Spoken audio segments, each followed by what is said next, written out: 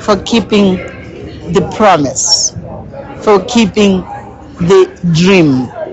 One thing is to have an idea, and another one is to build upon that idea and to perfection it to the level which this school has achieved. He is so proud. And unfortunately, he couldn't be here in person. There's so much to be done.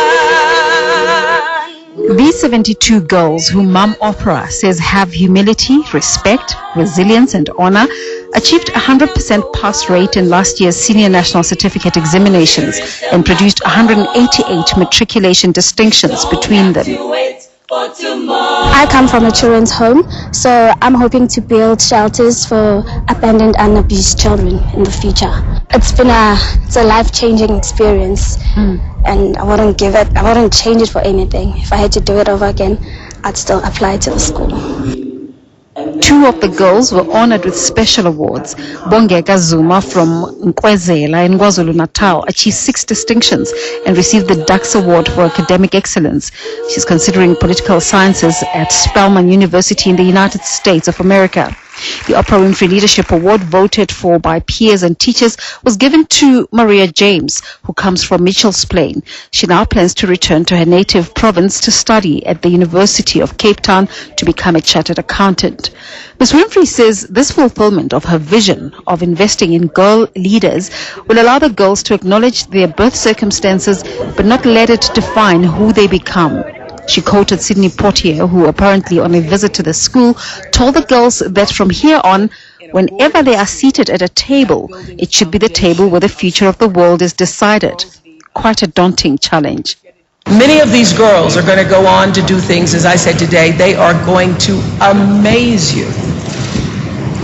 Guarantee. If I know anything in my life, I know these girls are going to amaze you in ways I'm not even going to try to predict what they're going to do. Graça Machel gave a defining speech to the girls. She spoke about how no country in the world, both in the developed and developing countries, had reached parity. She said it was up to these girls to drive that goal. She also told them that as they move into this next chapter of their lives, they should lay claim to their bodies and not open themselves up to abuse.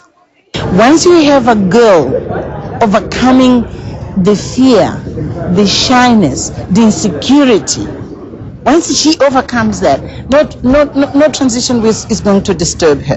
And so my problem is that in many cases we don't have the support system which allow them then when they have a doubt to know where to go.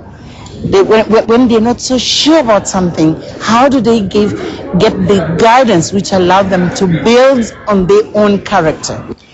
The success of the girls and their full admission to colleges in the US and Wits, Cape Town and University of Johannesburg here at home provided food for thought as one was reminded of recent scenes of hundreds of newly matriculated students who had to wait in long queues in vain trying to be admitted to varsity. The difference? These girls were afforded all the necessary support and started charting their career path and making arrangements 3 years before matriculation. What happened not only to me, just generally, I found it very saddening to have had a situation where kids want to learn desperately, who sleep there for days. So it's quite clear that those kids want to learn.